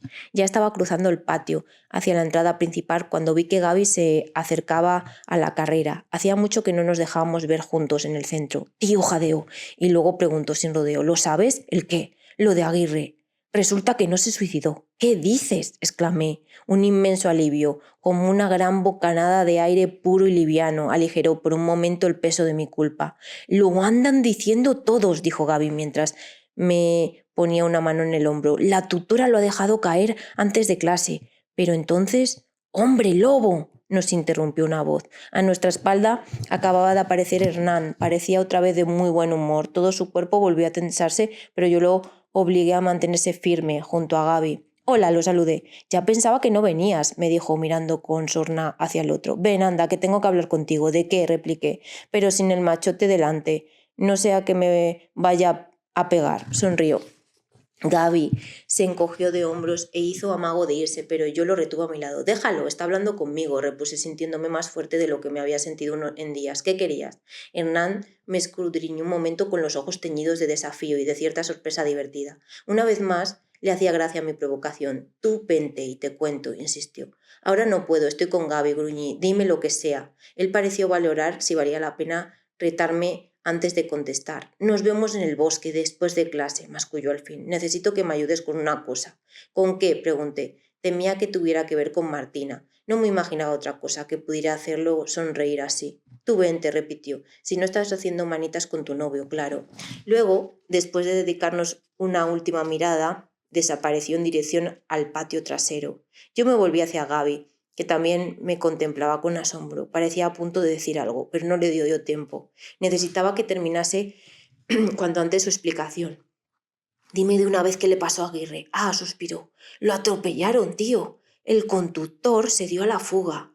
Comprendí entonces que el ruido que había despertado a los vecinos no era el cuerpo de Aguirre al precipitarse contra el suelo. Era el del impacto del turismo que lo había arrollado. Era aquel coche el que había acabado con su vida, no yo. Todavía estaba tratando de asimilarlo cuando Gaby bajó un poco la voz para decirme casi al oído. Una amiga de mi madre. Es de la Nacional, susurró. Por lo visto, algún vecino les ha dicho que justo después de oír el golpazo vio un coche salir escopetado por la calle. Ahora andan buscando al dueño. ¿Le cogieron la matrícula?, pregunté. No, pero parece que era un Toyota de color granate. Capítulo 40. No llegué a entrar en clase aquel día, ni siquiera seguí hablando con Gaby. En lugar de eso, me despedí precipitadamente de él y volví corriendo a casa de mi padre. Allí, cerca del portal, vi su coche aparcado. Era el mismo al que me había subido con 10 años, humillado y envuelto en una toalla. Mi padre hablaba a menudo de cambiarlo, porque tenía ya muchos años y la carrocería estaba desgastada y marcada por las abolladuras. Pero era un Toyota Granate. Fui reconstruyendo el puzzle en mi cabeza mientras con el estómago revuelto recogía mis cosas de su piso y las amontonaba hecha un guruño al fondo de la mochila. Yo mismo había puesto a mi padre sobre la pista de Aguirre. No sabía cómo había llegado a averiguar su dirección, pero no le habría sido difícil preguntar a algún vecino del barrio o en el propio instituto. El caso es que, aprovechando mi ausencia, había ido a visitarlo la noche de Halloween y luego, bueno, era fácil imaginárselo. El asesino de Aguirre no había sido yo, sino mi padre. Se había vengado de un acosador. Atravesé el puente sobre la autopista con la mochila brincando sobre los hombros. Ni siquiera había tenido paciencia para esperar el autobús. Necesitaba correr, moverme, mantener el cuerpo ocupado. Saqué del bolsillo las llaves de la casa de mi madre mucho antes de llegar sin resuello a su portal. Pensé que no habría nadie, pero eso me alivió tanto pero eso no me alivió tanto el ruido que llegaba de la cocina. Mi madre, en cambio, debió de alarmarse al oír abrirse la puerta de aquellas horas. Era su día libre y estaba vaciando el contenido en unas bolsas en la nevera. ¿Quién es? Voceó Amanda. Soy yo, jadeé, entrando como un vendaval en la cocina. —¿Jacob? —exclamó. Pude notar que bajo su gesto alarmado se alegraba de verme. —¿Qué haces aquí? No había forma fácil de decir aquello, especialmente con lo alterado que estaba. —Papá ha matado a Aguirre —conseguí articular entre hipidos histéricos. Solo entonces advertí que llevaba rato llorando. —Pero, hijo, ¿qué dices? No dejé de resollar mientras mamá me acompañaba a mi cuarto y me sentaba sobre la cama. Estaba tan fuera de mí que ni siquiera me sentí capaz de explicarme. —Cálmate, Jacob —me cogió la mano—, cálmate y cuéntamelo todo. Y eso hice, contarle todo. Le hablé atropelladamente del Toyota Granate, del vídeo que había descubierto en el ordenador de mi padre, de la relación que lo unía con Aguirre, de la noche de Halloween. Pero no me detuve ahí. Entre llantos, sin darme cuenta, me encontré hablándole también de lo que le habíamos hecho al profesor, de cómo me había acusado a mí para proteger a Hernán, de mi discusión con Gaby, del miedo que me había paralizado el primer día de instituto. No podía parar. Una cosa llevaba a la siguiente y aquella confesión interminable me ayudaba a comprender mi propia historia, todo lo que me había hecho, pero también lo que había hecho yo. No sé en qué momento mamá comenzó también a llorar.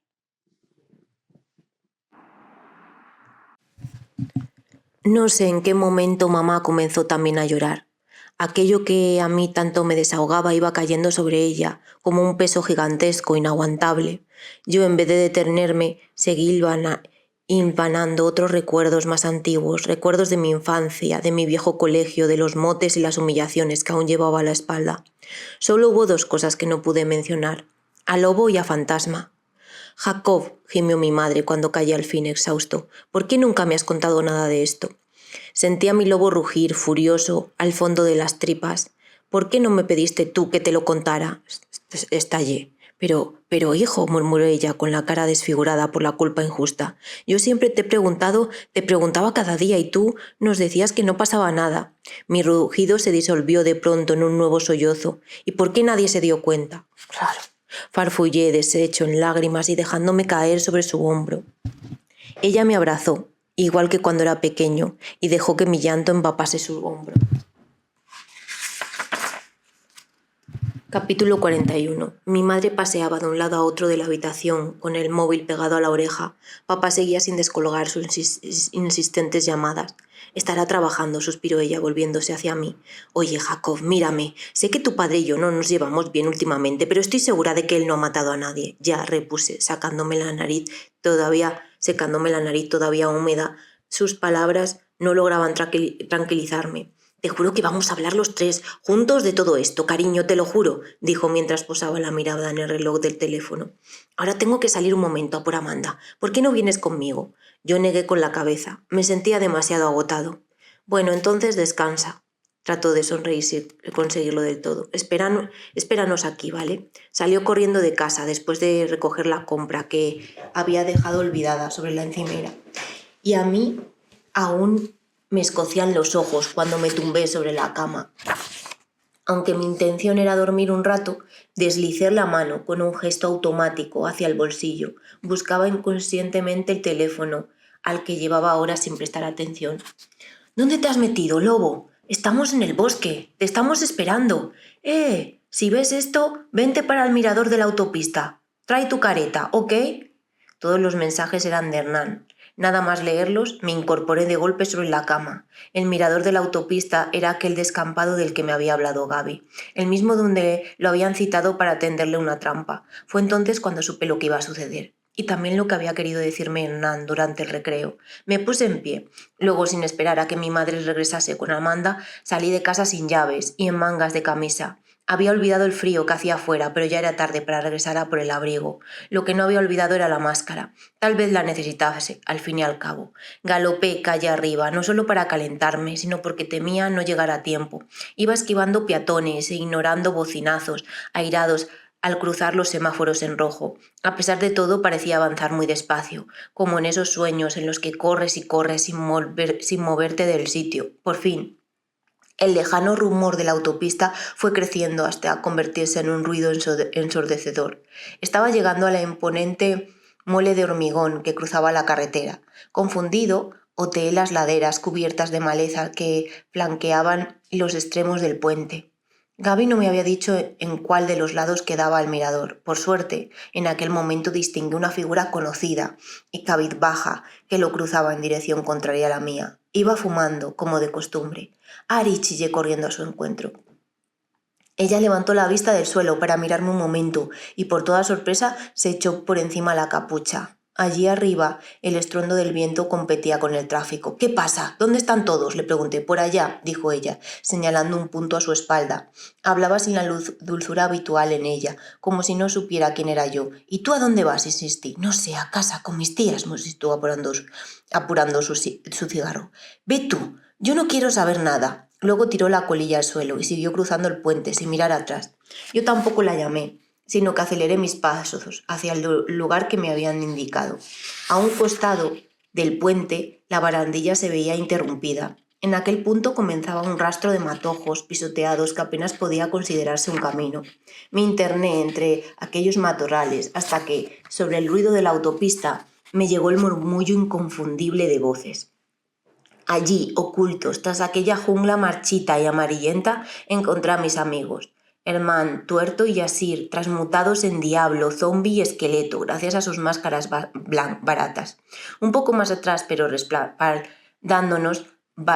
respaldándolos, Valeria contemplaba la escena con una extraña mezcla de curiosidad y hastío. Y frente a todos Martina. La estaban acorralando, casi jugando con ella como si fuera una presa ya ganada. Su única vía de escape era el terraplén que descendía hacia la rugente autopista. Grité antes de darme un segundo para pensarlo. El diablo se volvió hacia mí. E incluso con la careta puesta supe que estaba sonriendo. «Hombre, lobito», voceó, «llegas a tiempo». «Dejadla en paz», ordené con toda autoridad de que fui capaz. De nuevo volví a sentir como en la película, pero al menos aquella sensación de irrealidad me ayudaba a representar mejor el papel que me había tocado. Tenía el vello de los brazos erizado por el frío. «¿Pero qué dices? Si ahora empieza lo bueno». Me alarmé al notar que Tuerto mantenía una mano metida en el bolsillo. Preferí seguir hablando, averiguar lo que llevaba dentro. «¡Que la dejéis, joder!», repetí avanzando hasta que mis piernas dejaron de responder a mis órdenes. «Ella no ha hecho nada». «Uy, este se ha enamorado», rió Valeria, pero Hernán no le prestó atención. «¿Cómo es eso?», preguntó. Aquella parte del guión era aún más fácil de pronunciar, pero no había otra forma de seguir adelante. Martina, que había aprovechado la ocasión para alejarse de la pendiente, me miraba desconcertada. «Que fui yo el que sacó la foto de tu móvil, ella no tuvo nada que ver», confesé sobre el ruido del tráfico. Pensé que Hernán esperaría al menos una explicación, una buena excusa para lo que había hecho. Me equivocaba. Aún estaba pensando cómo abordar mi historia cuando lo vi abalanzarse sobre mí y derribarme de un empujón. Caí sentado sobre la arena, que me arañó la palma de las manos con sus guizarros. «¿Qué has hecho? ¿Qué, cabrón?», dijo, enseñando los dientes tras los labios fruncidos. Una vez más, su afecto se había transformado en ira a la velocidad del rayo. «Lo siento, ¿vale?», voceé con todas mis fuerzas. Y era cierto.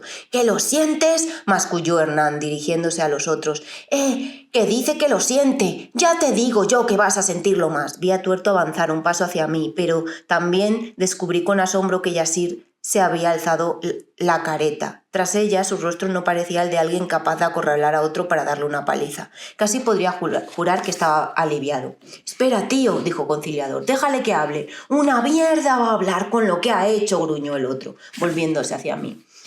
«¿Y lo que has hecho tú qué?», aullé repentinamente rabioso. «¿Y toda la gente a la que le arruinas la vida por la mierda que llevas dentro?». Si yo tenía merecido su castigo y su desprecio, él no merecía menos. Lo que le había hecho no era muy diferente de la humillación a la que Hernán había sometido a Gaby, a Martina, a Aguirre, al chico de la tercera fila.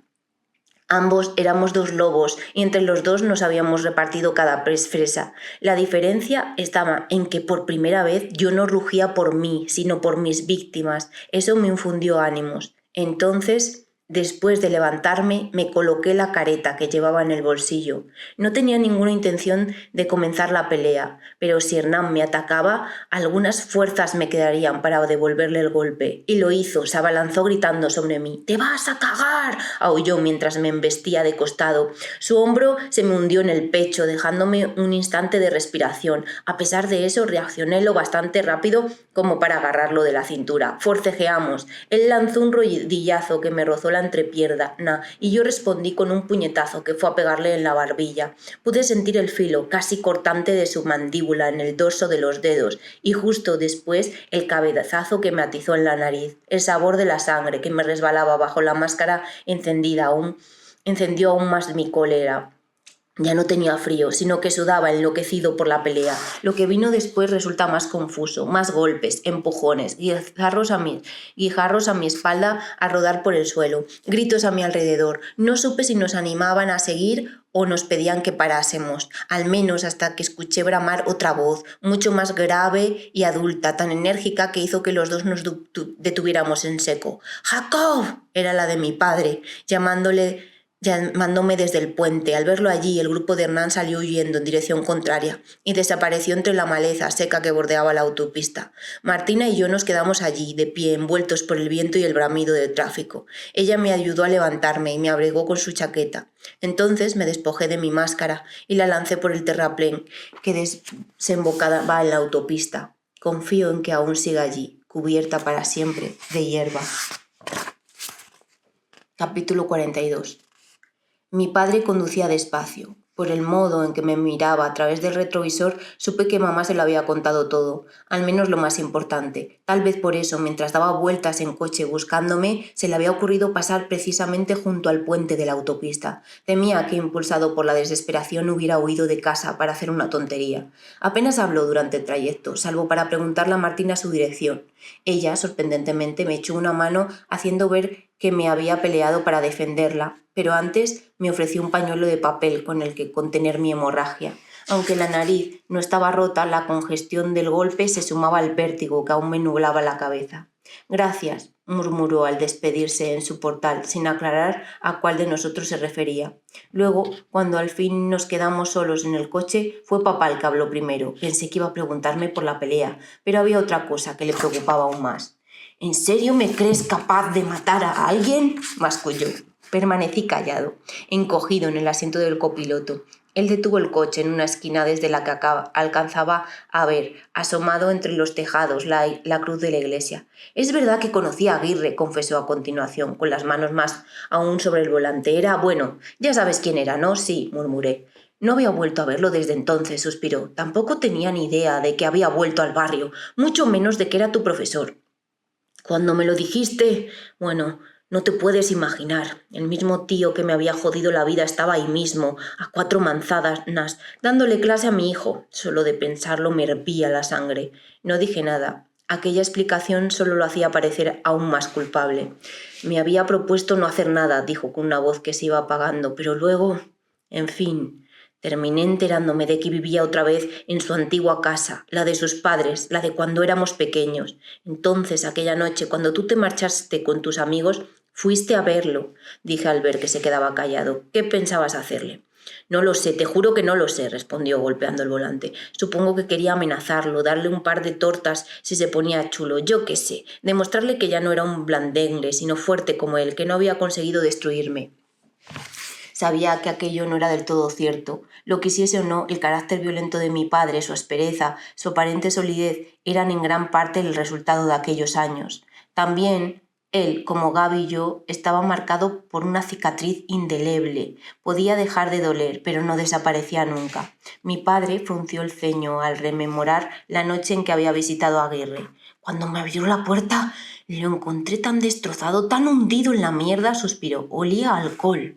Estaba tan ido que ni siquiera se acordaba bien de mí». Entendí que se hubiera sentido frustrado al verse de pronto incapaz de pegarle, de intimidarlo, de someterlo a algún tipo de humillación. Vengarse de aquel hombre miserable no tenía ya sentido. Por eso papá lo dejó allí y se largó de vuelta al coche, con la misma impotencia y rabia estéril que yo había sentido al reencontrarme con Martina. Ya había arrancado cuando vi aparecer por el retrovisor. Cuando lo vi aparecer por el retrovisor, musitó después. Estaba saliendo del portal. Venía haciéndome señas, gritando algo, como si quisiera llamarme. Cruzó la calle sin mirar y entonces otro vehículo, un sedán blanco que se aproximaba a toda velocidad por la calzada desierta, no pudo frenar a tiempo y lo arrolló. A continuación, después de detenerse durante unos segundos interminables, siguió su marcha y desapareció por la siguiente esquina. De verdad que quise ayudarlo, dijo mi padre, y su voz terminó de romperse. Pero lo vi ahí, tan quieto, con los ojos abiertos. No se podía hacer nada. Al final, también él había decidido dejar atrás el cuerpo de Aguirre para perderse en la oscuridad. Algún vecino, alertado por el ruido, lo había visto huir desde su balcón. Estuve por ahí dando vueltas con el coche pensando en ir a la policía, farfulló, cada vez más alterado. Pero no sabía cómo explicarlo todo. ¿Cómo iba a decirles por qué había ido yo a verlo a esas horas? Contarles que ese tío enmudeció y la vergüenza tiñó de rubor sus orejas, igual que solía hacer con las mías. Yo tampoco supe qué más decir al verlo así, hundido y encorvado sobre el volante. Para no incomodarlo, desvié los ojos hacia la ventanilla. Y allí, reflejada en el espejo empañado del retrovisor, vi otra vez la cara de Aguirre. Me asusté, aunque solo duró un instante, ni siquiera estaba en el asiento trasero, cuando con el corazón encogido me volví a mirar. Pero su cara de tristeza se me quedó grabada. Podía verla con solo cerrar los ojos. Entonces supe al fin lo que me estaba pidiendo, aquellos ojos saltones y suplicantes. Quería que hiciera algo por él, algo que no tenía que ver conmigo, sino con mi padre, lo que aquel brutal accidente había interrumpido. Al menos sabes lo que iba a decirte, musité, después de elegir cuidadosamente las palabras. ¿El qué?, murmuró mi padre. Que lo perdonases por lo que te había hecho, respondió, y él alzó la cabeza para mirarme. Por eso salió corriendo a buscarte, estoy seguro. ¿Cómo lo sabes?, dijo con una respiración que volvía a sonar agitada.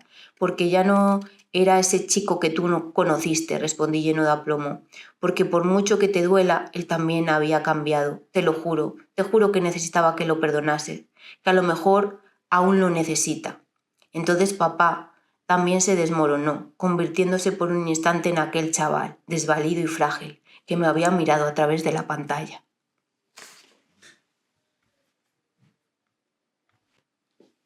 Esta vez fui yo el que lo abrazó torpemente, mientras él lloraba sobre mi pecho.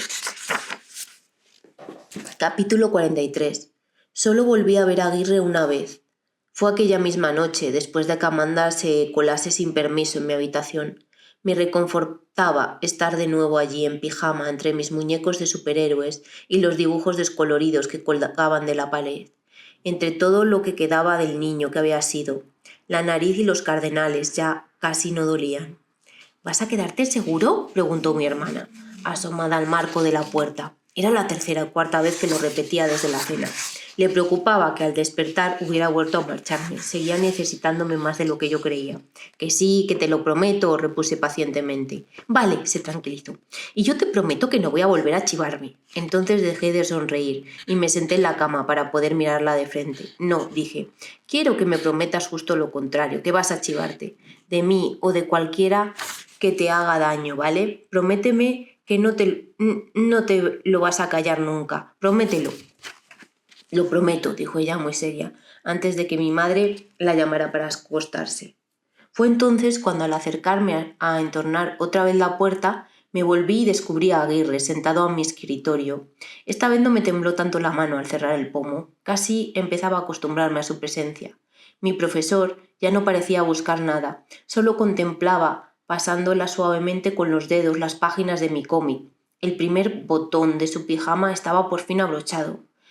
¿Le gustan?, pregunté, aproximándome suavemente para no asustarlo. Están muy bien, pero...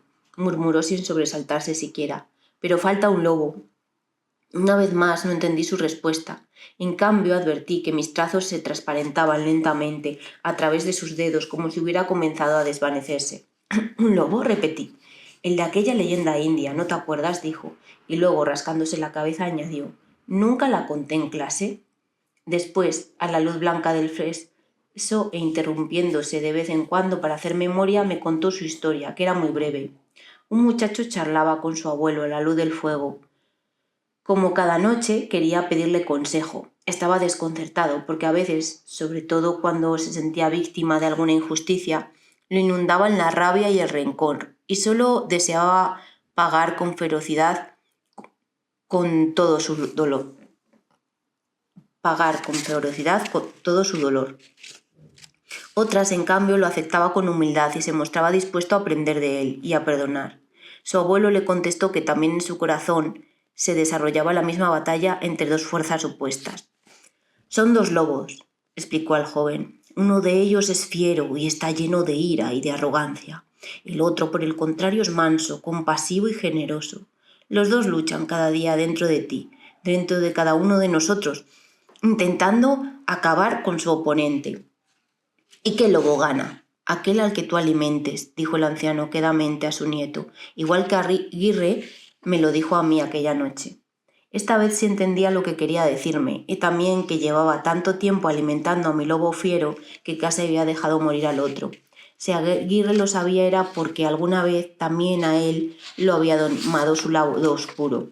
¿Sabes? Dijo entonces, volviendo a mi cuaderno. Creo que deberías dedicarte a esto. Gracias, murmuré, gracias a ti por pedir perdón en mi nombre. Yo también necesito que me perdone, le dije con voz desgarrada, por lo que hice. Eso está olvidado, sonrío. Ahora creo que debería marcharme. ¿Ya no está tan oscuro ahí fuera? Ya no. Quizá era su lobo manso el que lo había guiado hasta mí, el que había visto brillar algo en toda la negrura desplegada a mi alrededor. Ahora, sin embargo, había una luz más grande esperándolo en alguna parte. Aún seguía a su espalda cuando el sonido de mi teléfono me sobresaltó. Bastó con que me volviera a observarlo un instante para que el fantasma se esfumase de nuevo. Y esta vez para siempre. «Gaby», contesté después de inspirar profundamente. «¿Qué pasa?» Era raro que mi amigo me llamase a aquellas horas. O mejor dicho, que me llamase sin más. «Acabo de enterarme de lo de la pelea», respondió preocupado. «¿Estás bien?» Feliz de volver a tenerlo como amigo, se lo expliqué todo, con calma, para tranquilizarlo. Incluso lo del fantasma. Lo bueno de que a Gaby le gustase la ciencia ficción es que estaba dispuesto a creer cualquier cosa lo suficientemente increíble. A cambio, le proporcioné una excusa para desviar la conversación hacia sus queridos cómics, pero no me importó. Aún resonaba en mi cabeza lo que acababa de decir Aguirre sobre mis viñetas. Por cierto, lo interrumpí. ¿Crees que aún estamos a tiempo de presentarnos al concurso? ¡Jo, tío!, dijo soltando una breve carcajada. No me atrevía a proponértelo yo. Entonces mañana mismo me pongo con ello, prometí. Espera, replicó él. El caso es que el guión de la rata mutante ya no me gusta. ¿Por? Es que se me ha ocurrido otra historia mejor, murmuró. Pero solo si a ti te parece bien. ¡Zum! Jefe, alguien está liberando a los mutantes de sus jaulas. Alto ahí, ¿quién eres? ¿No me reconocéis? Es Lobo, jefe. Nos ha estado engañando siempre. Yo soy quien me he estado engañando. Ahora al fin sé cuál es mi bando. Ja, ja, ja, ja. No tenéis poder ni armas contra nosotros. Lobo se enfundó entonces una nueva careta. Tampoco tenemos miedo. Capítulo 44. Lo creas o no, nuestro cómic ganó el concurso. Habíamos decidido titularlo simplemente El Lobo. Yo lo dibujé, claro, pero fue Gaby el que redactó el guión, una vez que le hube contado con calma toda la historia, más o menos como la he contado aquí. Ambos estuvimos de acuerdo en dedicárselo conjuntamente a Jesús Aguirre. Francamente, nunca me atreví a preguntar cuánta gente se había presentado al certamen. Yo intuía que poca, Gaby aseguraba que mucha. En cualquier caso, los dos nos sentíamos orgullosos. No tanto por el premio en sí, sino porque quizá todo aquello por lo que habíamos pasado iba a servir por fin para algo, para alguien. En cierto modo, sus palabras y mis dibujos también hacían magia. Esa difícil y delicada alquimia que puede llegar a convertir el dolor en algo bueno. La entrega de premios, por supuesto, tampoco fue como en las películas. Se limitó a una ceremonia sencilla y humilde, como en la librería del barrio en la que tuvo lugar. Había vasos de plástico llenos de refrescos y estufas eléctricas que aliviaban un poco el frío de enero. Por otro lado, las sillas de plástico hace gracia porque había vasos de plástico llenos de refrescos y estufa estufas eléctricas que aliviaban un poco el frío de enero. Por otro lado, las sillas de plástico desplegadas en el sótano del local estaban abarrotadas. Allí, en primera fila, se sentaron mi madre y mi hermana junto a la familia de Gaby. Amanda aplaudía, convencida de que me había vuelto famoso. Papá no pudo acudir a causa del trabajo, pero prometió que se pasaría a vernos más tarde. Por primera vez en mucho tiempo decidí creer su promesa. Él también parecía más en paz desde que unas semanas después de su denuncia, la policía había arrestado al responsable del atropello de Aguirre. Sin embargo, creo que aún lo ayudó más a borrar de su ordenador aquel maldito vídeo. Ahora le quedaba un largo camino por recorrer. Yo confiaba en que me dejara acompañarlo. La que se acudió al acto fue, en cambio, Martina. Hacía tiempo que Gaby y yo habíamos empezado a juntarnos con ella, primero en los recreos y después también fue fuera del instituto. Le había dado muchas explicaciones, pero todavía le debía algunas. Fue ella, sin embargo, la que se acercó a mí poco antes de la ceremonia. «Toma», me dijo ofreciéndome algo, «quiero la primera dedicatoria». Era solo un cuadernillo, de hojas grapadas, una especie de edición rudimentaria de los cómics ganadores que había costeado la Asociación de Librerías y que entregaban gratuitamente a los asistentes. No sería gran cosa, pero me hizo tal ilusión verme impreso que acepté firmárselo. El problema era que no sabía qué ponerle. Mientras mordisqueaba mi rotulador en busca de inspiración, ella se llevó la mano al abrigo. «Ah, también tengo una cosa para ti». «¿El qué?». Sacó del bolso un papel doblado en 4 mitades, una simple hoja de cuaderno, cuadriculada y curtida por el tiempo. Al desplegarla la reconocí inmediatamente. Era la misma en la que hacía ya muchos años yo había pintado un tosco retrato de Martina. «¡Ostras!», dije, pues fue lo que me salió espontáneamente. «Qué mal dibujaba». «Por lo visto mis padres sí se acordaban de toda la historia», explicó ella, y el rostro se le ensombreció un poco.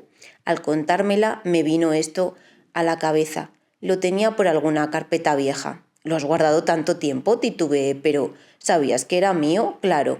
«Pues nunca me dijiste nada». «No», musitó con un hilo de voz. Supongo que me daba vergüenza, pero no sabes la ilusión que me hizo. Aquello fue lo que más me costó creer, incluso más que lo del fantasma.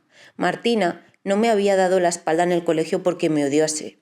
Su insistencia en que yo no viese su escarabajo aquel día había sido solo un desafío, su forma infantil de llamar mi atención, algo parecido a lo que hacía yo al tirarle de las trenzas, una broma de niños. Así es como comienza todo, y no como en las películas, como un juego inocente que se desboca hasta que deja de ser un juego, una broma, una burla, un mote, un rumor, un mensaje anónimo, una amenaza, un golpe, una paliza, un escarabajo diminuto que se nutre del silencio de todos y del que crece un monstruo del que nadie se siente responsable. Un monstruo que puede ser cualquiera, que puede ser incluso una víctima más. Hernán, Aguirre, yo mismo. «Lo siento», dijo Martina, pensando que había metido la pata. Entonces destapé al fin mi rotulador y escribí antes de firmar el cuadernillo. «Para Martina, que fue mi monstruo hasta que yo me convertí en el suyo».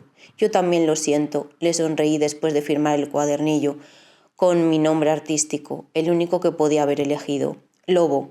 Pensaba que aquella sería la última dedicatoria de mi vida. Sin embargo, vinieron muchas más, empezando por las que nos reclamaron después del acto. Por un momento también Gaby y yo nos sentimos famosos. Aún seguíamos firmando cuando los vasos de plástico comenzaron a amontonarse, ya vacíos sobre las estanterías. La multitud se dispersaba hacia la planta de arriba para salir del local. Al levantar un momento la vista para mirar a mi alrededor, vi pasar a alguien conocido. Era Yasir. «Lobo», dijo guiñándome un ojo entre la gente. «Felicidades».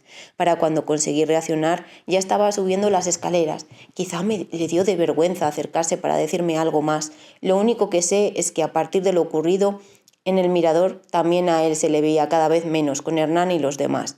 A lo mejor también él había empezado a ocuparse de su otro lobo. En cuanto al resto, me gustaría decir que no volvieron a molestarme, pero no fue así. De hecho, lo intentaron por todos los medios posibles. Hernán siempre me la tuvo jurada y el resto de su pequeño grupo lo siguió siempre sin hacer preguntas. Y es que, en el fondo, aquel instinto animal suyo de atacar al más débil no formaba manadas, sino rebaños. Por suerte, yo tampoco estaba ya solo. Tenía a Gaby, a mis padres, a Amanda, a Martina y a otros compañeros cuya confianza volvía a ganarme poco a poco, al resto de mis profesores, pero sobre todo me tenía a mí, a mis dos lobos. Ahora sabía cuál de ellos debía alimentar, pero siempre cuidando de no dejar morir al otro. Necesitaría también de su ferocidad, de su fuerza y de su determinación para enfrentarme a Hernán, a todos los que eran como él y que seguirían encontrando en mi camino, porque eso es lo que verdaderamente les da miedo, que tú no lo tengas. A pesar de todo, espero que también lleguen a leer esta historia. Al fin y al cabo, para ellos la escribí.